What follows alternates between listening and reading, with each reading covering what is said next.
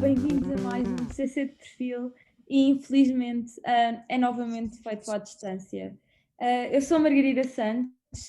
E eu sou o João Santos.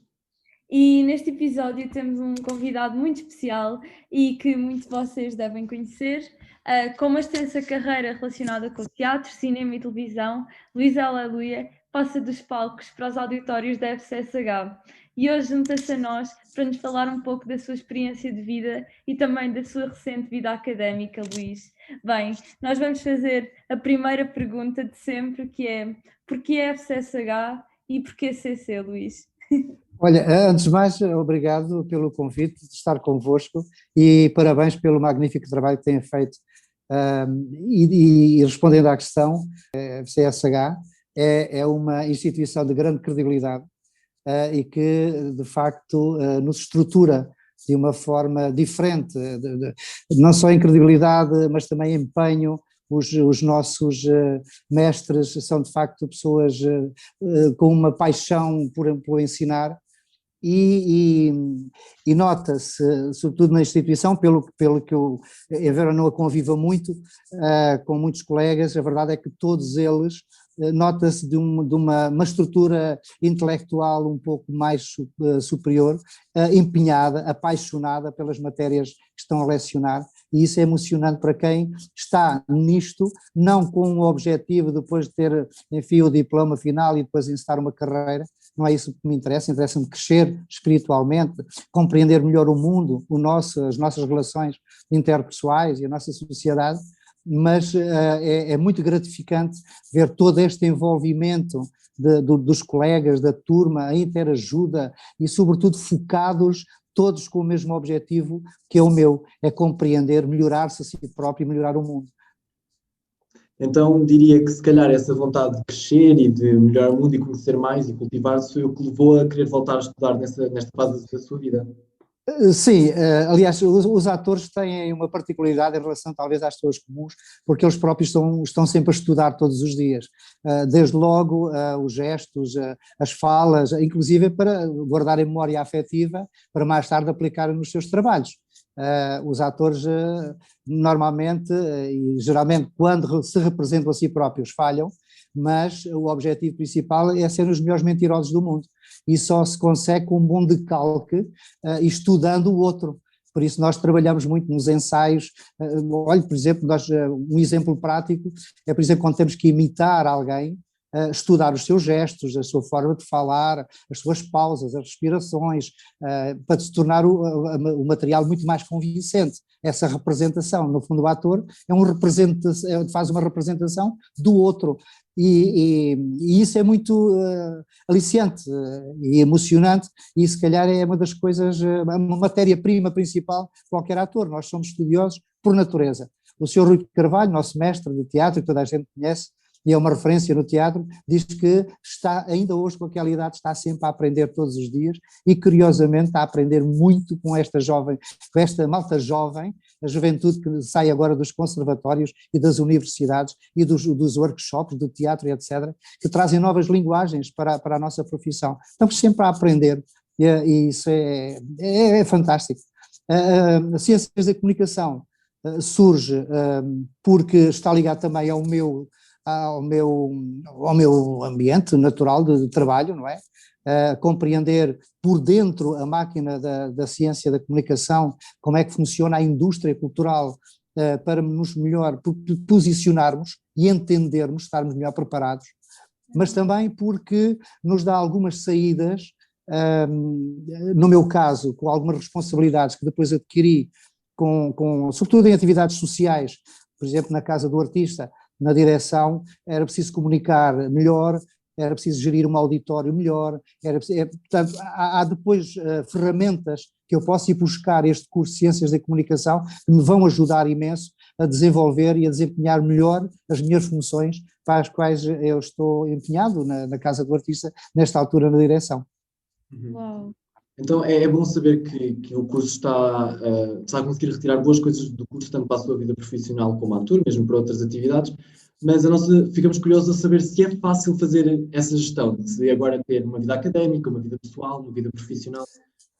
Não, não é, e infelizmente o que acontece muito com os atores, nós temos uma vida muito intermitente, eu não tenho horários até às 8 ou às 7, posso ser chamado amanhã e pronto. E quando eu me inscrevi em 2011, não havia o estatuto do trabalhador estudante, não havia estas aulas online, não havia uma série de facilidades tecnológicas que hoje estão à minha disposição. Daí eu estar a arrastar este curso há bastante tempo, não é? Com alguns problemas técnicos, mas depois há matérias que depois, se nós não a trabalharmos todos os dias, se não refletirmos sobre os nossos filósofos, teólogos, enfim, todos enfim, toda esta matéria que é necessária e é prática, inclusive esta relação entre todos nós, trabalhos de grupo, tudo isso, não estivermos envolvidos num ato contínuo, acabamos por perder alguma dinâmica de estudo e de aplicação. Infelizmente eu tive que interromper, tive que suspender a matrícula, congelá-la, porque apareceu-me 2 ou 3 projetos que foi de longo, por exemplo o caso de Bem-vindos a Beirais, em que eu tinha 2 ou 3 dias de gravação por semana, dava para fazer 2 ou 3 aulas, mas depois a incidência aumentou, porque a audiência gostou muito do personagem, pronto, e então acabei por perder o semestre e acabei por congelar a matrícula. Estou a tentar agora, com estas novas ferramentas, com estas novas facilidades que tenho, tentar recuperar a tempo, não é? A tempo ainda de conseguir antes dos 90. Eu acho que consegue. Eu acho que sim. E já agora quero agradecer, através do vosso trabalho, da vossa antena. É tão saudável para mim estar a trabalhar com jovens que têm outra visão, outra maneira, porque eu não estou muito habituado a estas ferramentas tecnológicas. E curiosamente tenho tido a ajuda, e sempre que me põe alguma dificuldade que eu não consigo, há sempre um colega que se disponibiliza, e esse sentido de solidariedade dentro de uma turma, dentro de um grupo, isto é fantástico, é saudável, é muito bom, e sinto-me feliz com isso. Pois sim, claro. Era isso mesmo que nós íamos perguntar, queríamos mesmo saber o que acha da envolvência dos colegas e se sentiu integrado com a turma e tudo mais, como é que foi esse processo? É curioso, hoje estou mais à vontade do que antes, quando comecei aqui há uns anos atrás, em que eu achava que as pessoas que eu tinha, os colegas na altura, eu próprio me sentia envergonhado durante aquela turma, a maior parte, a idade média era de 22, 23 anos, e eu já tinha 50. E sentia-me um bocadinho inibido, até porque os professores achavam que, sendo eu mais velho, muitas vezes seria eu capaz de puxar pelos assuntos e exigia um pouco de mim. Eu próprio sou um bocadinho introvertido na exposição, não a do palco, mas na vida social sou um bocadinho introvertido, e não desenvolvi ou não dei essas respostas que poderia ter dado. Hoje estou melhor integrado, mais integrado, estou com mais prática também agora, e ver que afinal não estou assim tão, não sou tão diferente nesse medo da exposição, e não ter medo de errar, e se errar, e se tiver de ser corrigido pelos professores, pois eu acho que estou cá para isso, e servir também de exemplo se for necessário. E tem sido saudável esta ligação, sobretudo nós fizemos, olha, Teorias do Drama e do Espetáculo, foi muito interessante fazermos um filme sobre a Amália Rodrigues.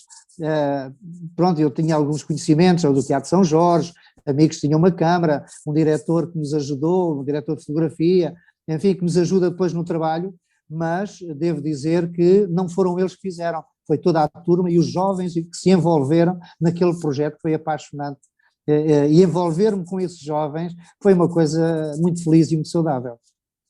Isso é extraordinário, ficamos muitíssimo felizes por isso mesmo. E nós, a título de curiosidade, também gostaríamos de saber quais são as suas cadeiras favoritas.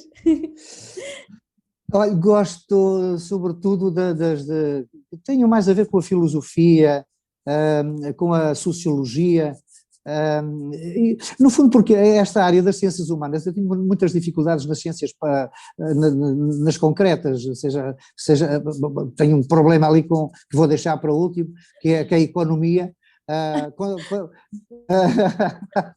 Não é porque seja difícil. Não é que seja difícil, é porque eu estou muito mais à vontade a discutir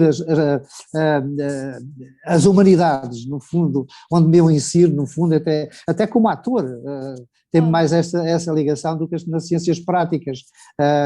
E então o que acontece é que agora fiz do semestre passado, que até tivemos uma boa nota, o nosso grupo, com a ajuda do grupo também, mas que desta vez percebi a matéria, muito interessante, também na área da sociologia, mas que aplica alguns conhecimentos matemáticos, que eram os métodos quantitativos, e que desta vez tivemos um excelente mestre, uma mestra, aliás, e que foi fantástico aprender, e foi ótimo. E depois um grupo maravilhoso que me ajudou a suprir as minhas dificuldades e eu as deles, porque há aqui uma troca também de experiências. Quando eles têm algumas dificuldades em algumas matérias, eu chamo a atenção para outras e ao contrário, eu facilito demasiado, não, professora, quer é isto, vamos fazer assim desta maneira, e é muito interessante esta relação intergeracional. Aliás, eu aconselho, e sei que há muitos colegas meus de teatro e que estão a fazer ciências da comunicação e que estão envolvidos em outros cursos, seja de fotografia, seja de cinema, seja e até da área da música também, e que já com a idade voltaram à faculdade, justamente que acontece uma coisa na minha profissão hoje. Antigamente o teatro era visto como uma atividade um pouquinho marginal. Era visto quem tinha jeito de ir para o teatro, cantava-se porque tinha jeito. Canta tão bem, grava-se um disco. Fazia-se um curso ou dois rapidamente nas emissoras nacionais, mas pouca gente tinha um curso superior que sustentasse tecnicamente a sua atividade. Hoje em dia, felizmente para nós, e para o teatro, e para as plateias, e para quem gosta de teatro, e para quem gosta de cinema, nós temos hoje uma juventude muito mais bem preparada e tecnicamente sabe o que está a fazer, o que nos obriga também a nós, que não temos essa preparação técnica, ou estamos muito afastados destes novos métodos de trabalho, de recorrer novamente à escola para depois não distanciarmos tanto. E isto acaba por ser uns a puxar os outros e numa envolvência extraordinária. Aliás, eu estou muito orgulhoso. Aliás, sou um ator com um orgulho muito grande dos nossos artistas, dos nossos jovens, temos cérebros maravilhosos. Eu costumo dizer que o nosso maior ouro está justamente na nossa capacidade intelectual de gerar riqueza. Infelizmente, por incapacidade económica deste país, por ser pobre, não por ser pobre, porque tem recursos que não são aproveitados, infelizmente o nosso ouro é oferecido ao estrangeiro, lamento imenso, porque nós, se tivéssemos cá os nossos técnicos jovens que saem das faculdades, desde medicina, até de ciências da comunicação, de filosofias, que são galardoados lá fora, são premiadíssimos lá fora, são eleitos como os chefes lá fora, e que depois cá não têm o devido respeito, a devida relevância, e quem fica a perder somos todos nós, o país fica mais empobrecido. Uhum. De facto, é uma pena essa questão do desinvestimento na cultura e perder essas mentes brilhantes é sempre muito dramático. O Luís tocou num ponto muito importante, e eu gostava só de fazer menção, que é essa questão da troca intergeracional, que sente que está a acontecer. Isso é muito importante porque acho que, do mesmo modo que o Luís está a aprender imenso com os nossos colegas, nós também estamos a aprender com o Luís, e acho que falo pela Margarida, só nestes minutos de conversa sinto que já estou a aprender imenso. Obrigado. E nós, para encerrar este capítulo sobre a vida académica, temos assim uma pergunta para si, que é: nós sabemos que na faculdade há mais ou menos dois tipos de alunos. Temos aqueles que começam a estudar com antecedência, que se precavêm mais, e depois temos aqueles que deixam assim as coisas mais para a última da hora, assim mais dos limites. O Luís identifica-se mais com qual?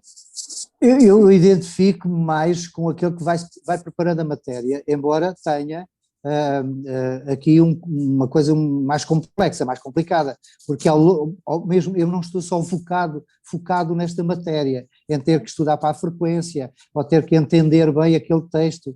Aliás, agora vou ter em mutação desmédia de defender aqui um trabalho e tenho que o preparar, não é?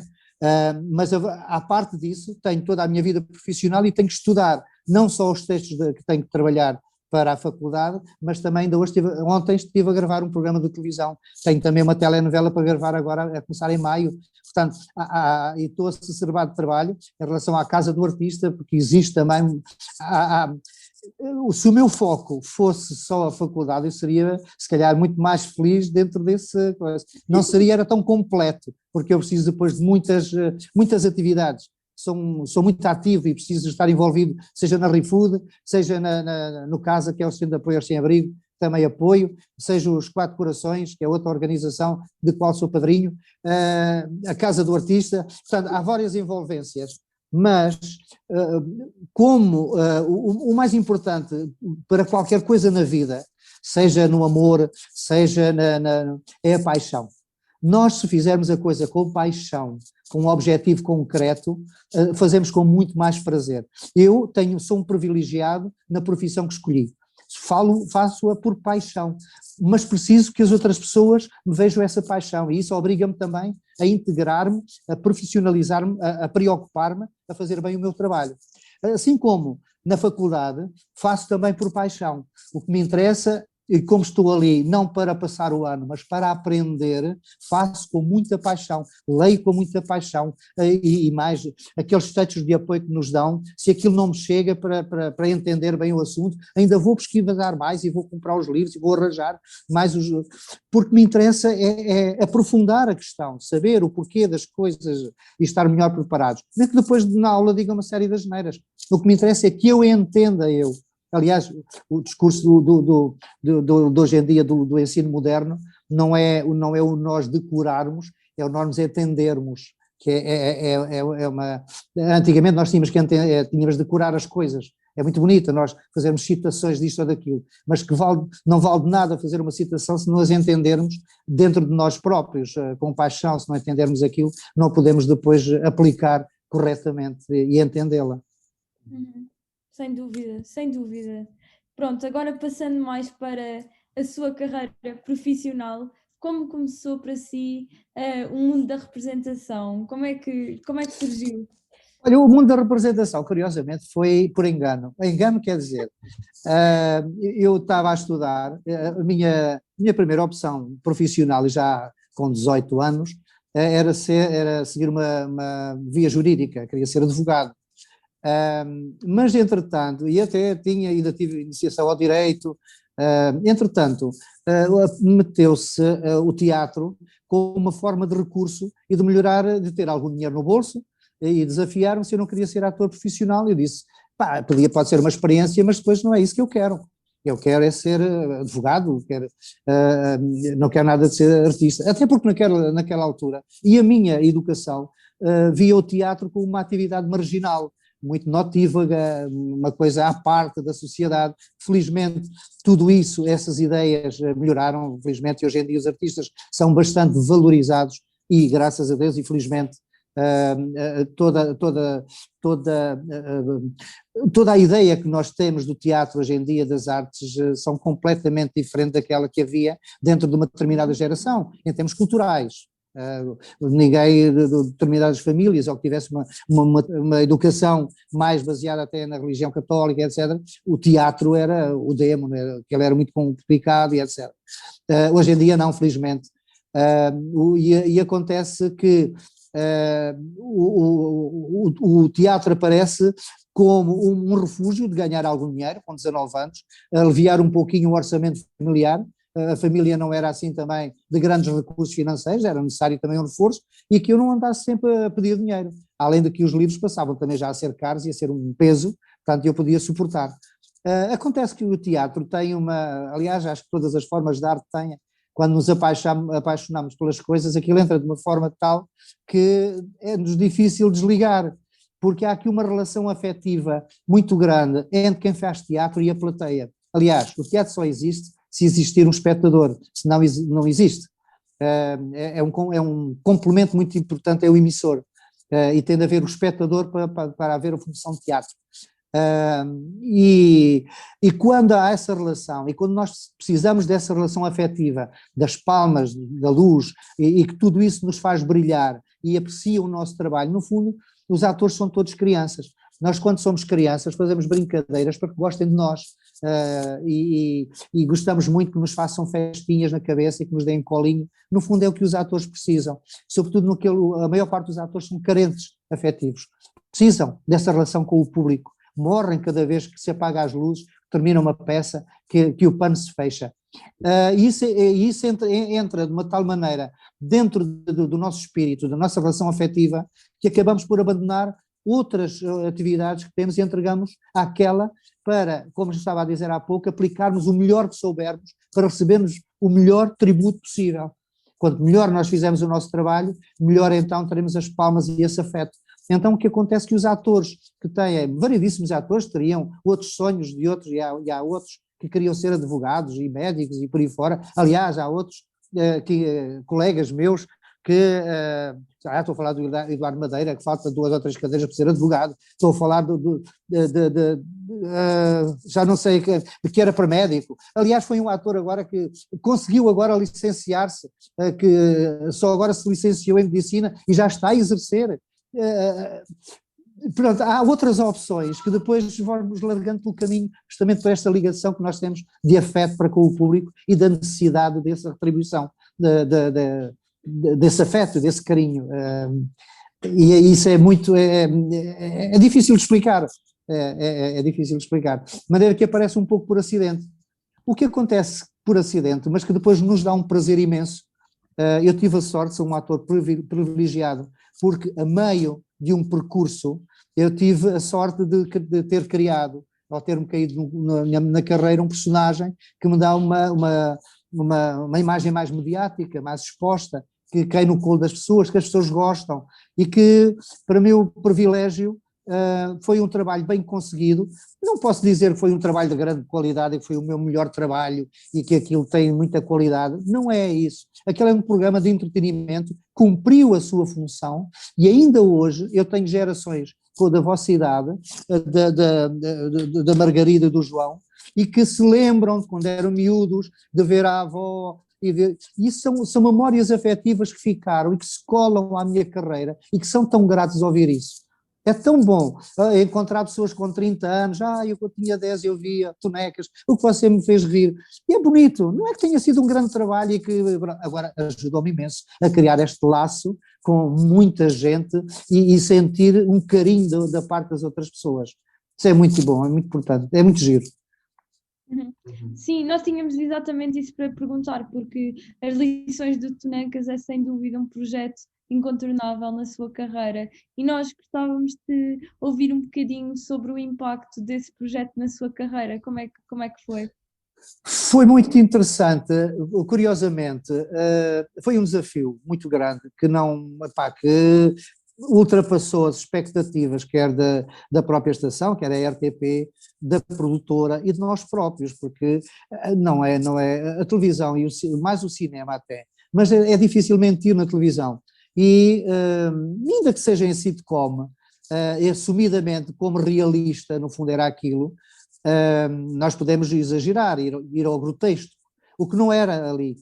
Eles queriam um ator que fizesse efetivamente miúdo, mas o curioso é que o ator que estava a fazer de miúdo não era praticamente o miúdo, era um homem experimentado, já com 30 e tal anos. Como é que aquela imagem depois poderia passar e passar verdade? Porque, a ver nas telenovelas, há um esforço enorme para que as coisas se tornem muito verdadeiras, muito similares, assim, muito reais, que haja uma identificação com o público que está em casa. É evidente que não existe nenhuma realidade, nenhuma identificação com um miúdo com 30 e tal anos a fazer e com pelos na perna, não faz sentido nenhum. Além de que havia também aqui um distanciamento em termos de imagem, que aquela escola não era aquela escola que já existia, era uma escola dos anos 60, estou a dizer em termos de decor. Havia aqui algumas coisas a ultrapassar em termos de ligação e de afecção.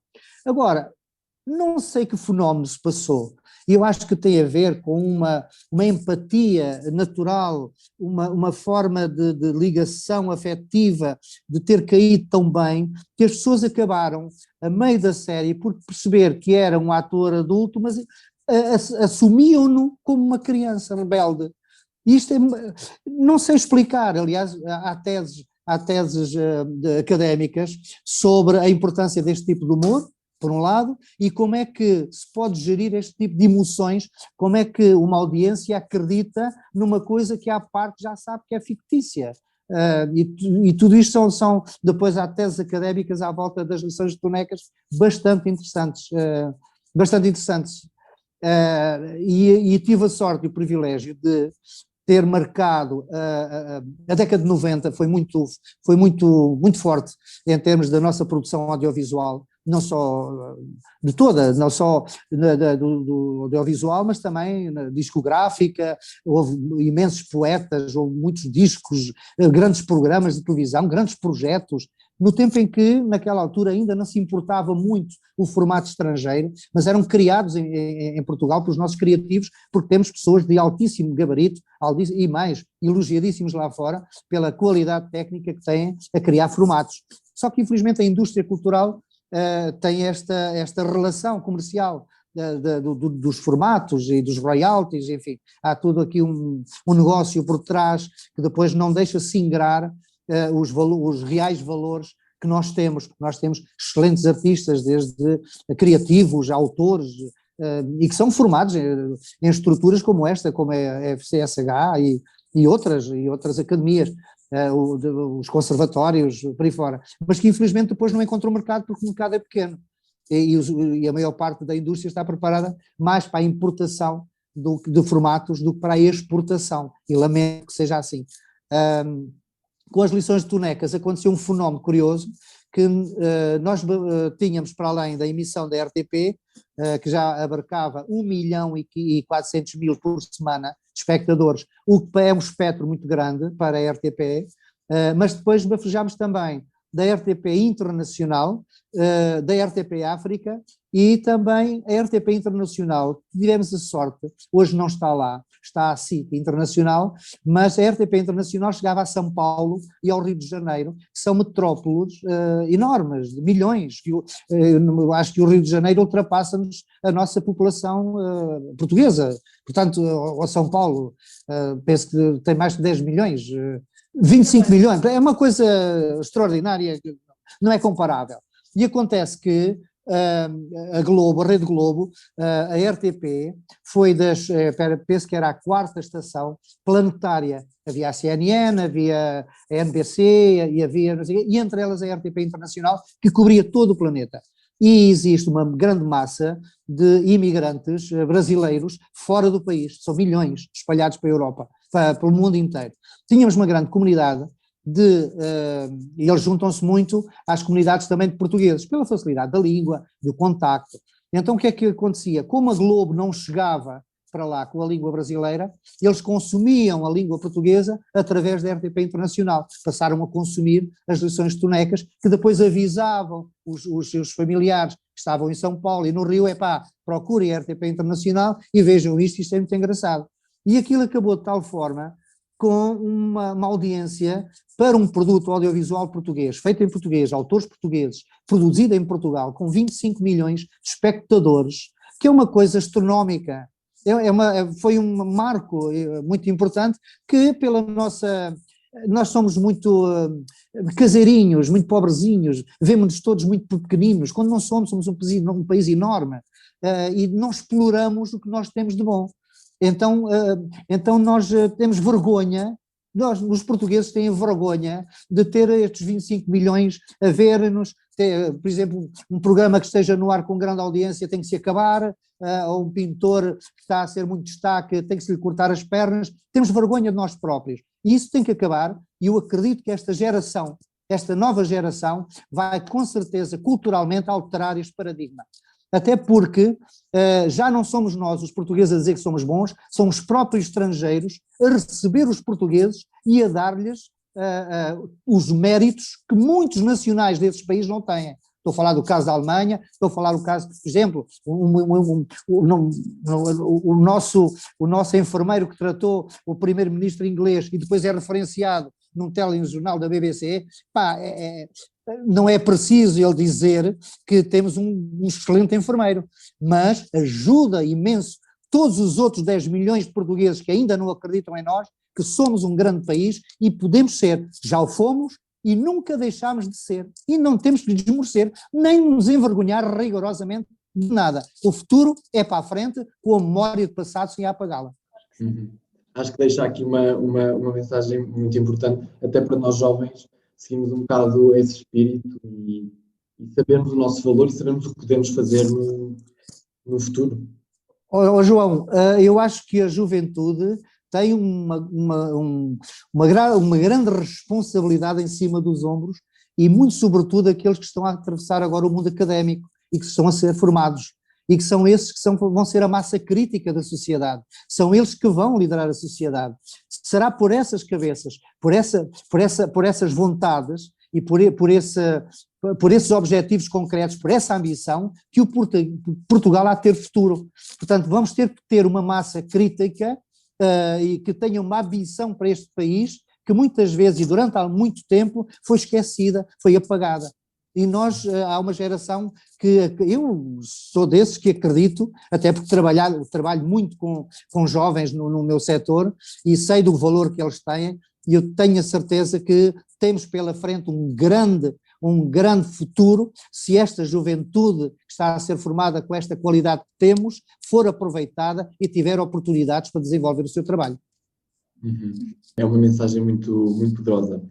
Bem, falámos agora das lições de bonecas, mas o Luís já esteve envolvido em muitos outros projetos, tanto na televisão, como no teatro, como no cinema. Tem algum preferido? Prefere trabalhar na televisão, teatro, ou gosta de fazer um pouco de tudo? É curioso essa pergunta. O teatro é o meu habitat. E isto porquê? Porque o ator consegue gerir a plateia, o ator é um gestor de público.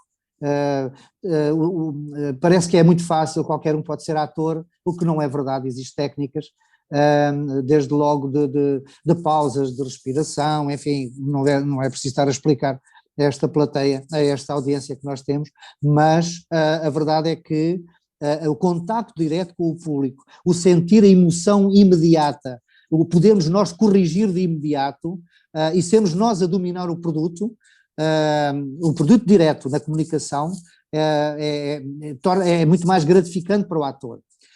Na televisão e no cinema, o ator não consegue controlar o seu próprio produto, porque depois o ator é um parafuso no meio de uma engrenagem. Seja, nós estamos a fazer uma cena que depois é cortada por alguém que vai montar e depois é analisada e inclusive pode ser deitada para o lixo, enquanto no teatro isso não vai acontecer. O teatro é sem rede. A televisão é com toda a rede, nós enganamos-nos, mas vamos fazer tudo muito limpinho, vamos lá e fazemos montes de takes. No cinema, idem. Então o produto não é controlado pelo ator, embora as linguagens tenham que ser diferentes.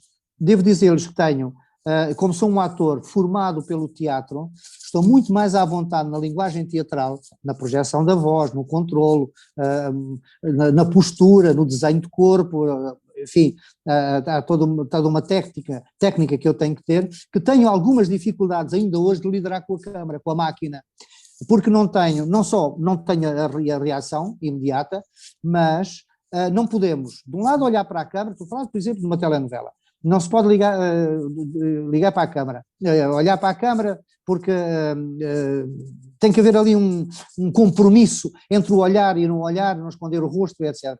E depois, a linguagem, o espaçamento, a respiração, a forma de escrita de televisão é completamente diferente, ou pelo menos é diferente, não seja completamente, mas há uma diferença muito grande na escrita e no ritmo. Se nós estivermos a falar, inclusive agora estamos a falar nestas plataformas, temos de ter um cuidado imenso e eu não tenho, muitas vezes, é de não falar muito, muito rápido.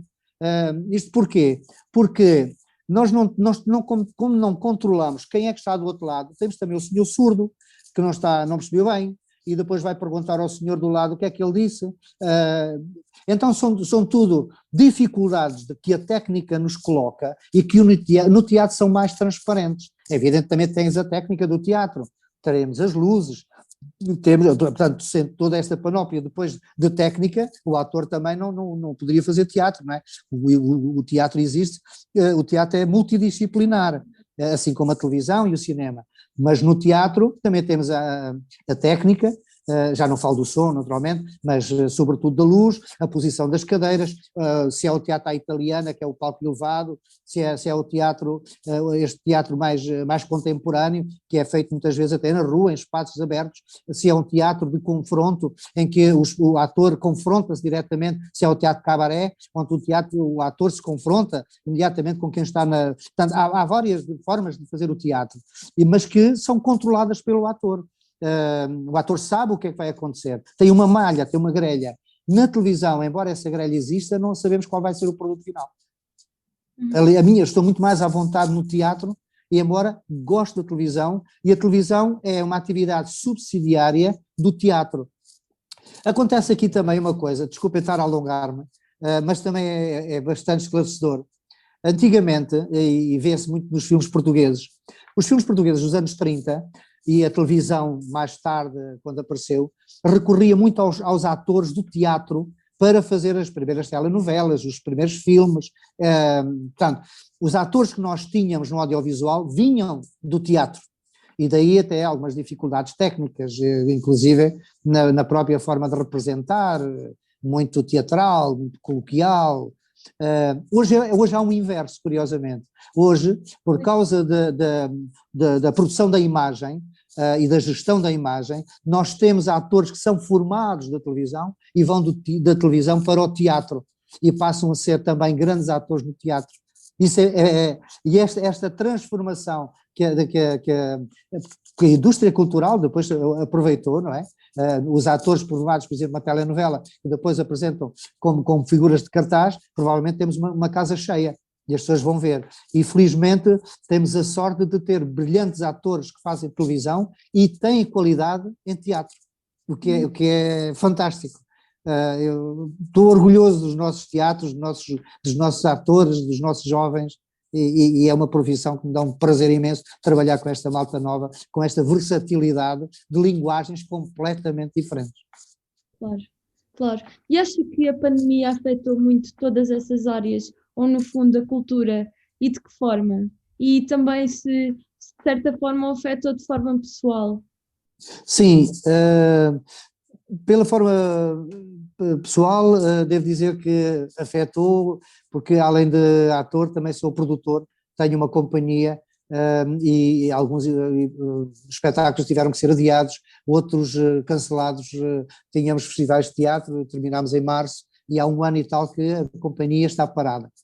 Tenho a sorte de continuar a poder fazer televisão, embora não tenha sido tão afetado por esse lado da pandemia, não deixei de trabalhar, de desenvolver a minha atividade, mas a verdade é que todo o setor da cultura ficou muito afetado por 2 ou 3 razões. Primeiro porque os teatros fecharam, e são as casas onde os atores, as fábricas, onde os atores podem trabalhar e onde precisam de trabalhar e ganhar o seu sustento. A profissão do ator é uma profissão, não é um hobby, é a sua profissão, é dali que ele tira o seu rendimento, a sua sustentabilidade, paga as suas rendas. Isso é transversal depois e lamento muito a toda uma parte da sociedade que foi para a layoff e perdeu uma parte de rendimentos, outras empresas que infelizmente faliram, gente que está a passar por diversas dificuldades. Acresce que os artistas, sobretudo uma parte grande dos artistas, uma grande percentagem dos artistas, são pessoas que na sua generalidade, na sua atividade, já ganham mal pela intermitência. Há uma ideia que os artistas ganham muito, isso não é verdade.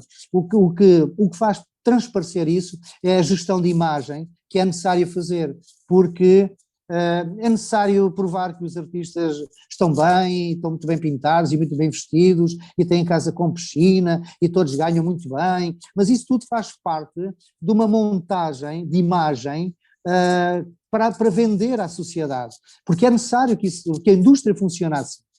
E, lamentavelmente, os artistas, a maior parte, são pessoas que têm um trabalho muito intermitente, não têm um estatuto aprovado, o estatuto do artista, que agora está em vias de ser aprovado, não têm uma carteira profissional, a sua atividade não é defendida em termos inclusive sociais e políticos e uma série de coisas que reivindicamos já há bastante tempo e que vai ser atendido agora, enfim, com algumas lacunas, mas que vai ser pelo menos discutido, que já é um princípio, mas pela intermitência e quando ganham mal, os artistas, quando têm estes períodos grandes de inatividade, passam muito pior que os outros todos. E mais, acresce, por exemplo, mais nas mulheres, nas senhoras, nas atrizes, que têm que manter e sair à rua a sua imagem, continuam a ter que estar bem vestidas, a ter uma boa maquilhagem, porque o público não os aceita de outra maneira. Porque a imagem que passa tem que ser aquela. Então a artista, para além tem que ter também esses recursos para manter a sua imagem. E tudo isso causou uma perturbação enorme, não só fechando os teatros, como a televisão, como nós somos uma indústria muito pequenina, a nossa indústria em Portugal é muito pequenina, há 4 ou 5 produtoras, há 4 ou 5 canais, e recorrem praticamente sempre aos mesmos. Eu convido, se puderem, é uma experiência fantástica, a verem teatro, não só o teatro, aquele teatro que é muito comercial, onde estão aquelas vedetas todas da televisão, das telenovelas, mas façam uma experiência da vossa vida e vão, por exemplo, a um grupo que seja completamente desconhecido. Olha, eu nunca ouvi falar deste grupo, mas tem aquela peça e vou ver. E vão ficar surpreendidos pela qualidade artística, técnica, que são apostados naquele grupo e que não tiveram, infelizmente, ainda a oportunidade de se ingrar ou mostrar o seu trabalho na televisão. Então o público não os conhece. E nesses grupos que não têm imagem, não têm recursos de bilheteira tão fortes, esses atores ainda ganham pior. Se os teatros estão fechados, passam fome. A outra coisa que é lamentável, ainda hoje a Sociedade de Autores lançou um comunicado sobre isso, é muito preocupante a atividade circense. Por exemplo, o circo, que é uma atividade cultural também, que envolve famílias inteiras, como nós sabemos, aquilo é uma agregação de famílias, falhando o sustento a uma família, falha a todos, mais todos os encargos que têm, e é bastante preocupante essas situações. Incomodou muito, os artistas estão a passar mal, e precisam que as pessoas agora, podendo, regressem ao teatro com 2 motivos. Para já por se encontrarem, porque o teatro é um sítio de convívio onde as pessoas podem trocar ideias, podem refletir sobre autores, podem apreciar e desenvolver e apreciar um bom espetáculo. Mas também existe uma outra coisa, deem um abraço forte a todos os atores que durante um ano não tiveram convosco e precisam muito da plateia e precisam muito do público, porque sem público os atores não podem viver. Infelizmente vamos ter de acabar o episódio, mas como é de costume, deixamos aqui um espaço para promover o que quiser, futuros projetos, redes sociais, tudo o que achar bem. Olha, o que eu quero achar bem é engraçado, eu acho que, e felicito, a vida académica também é como é que eu ia dizer, é uma força que nós podemos unir e partilhar ideias e, no fundo, partilharmos mais a sociedade.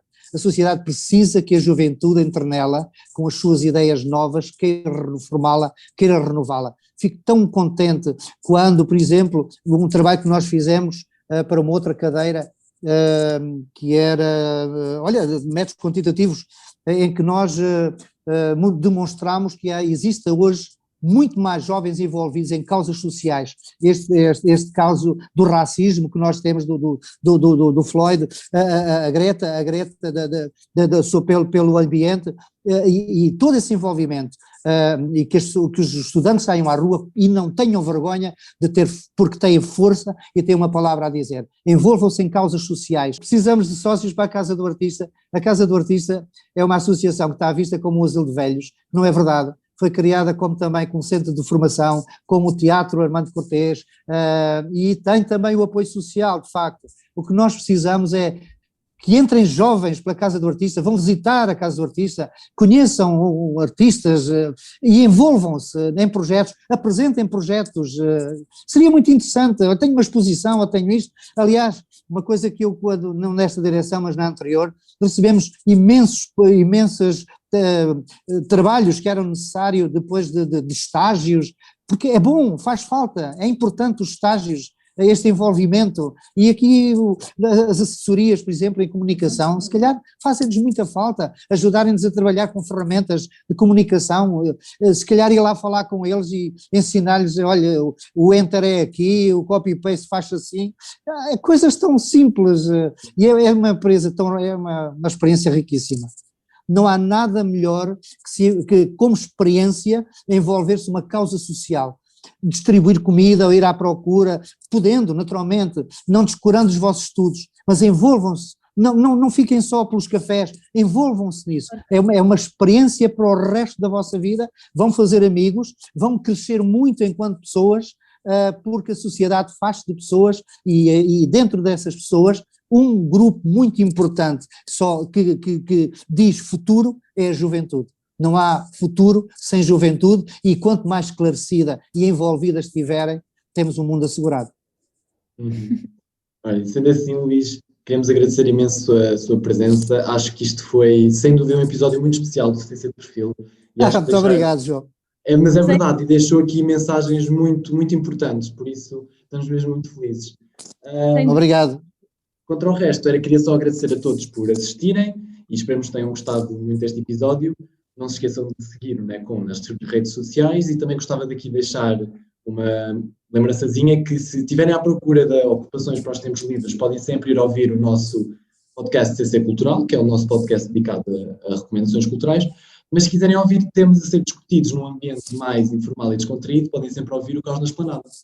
Pronto, quanto a nós, vemos daqui a 2 semanas para mais um CC de Perfil. Obrigado. E mais uma vez, muito obrigada, Luís. Obrigado, Margarida. Obrigado, João. Foi um prazer estar convosco.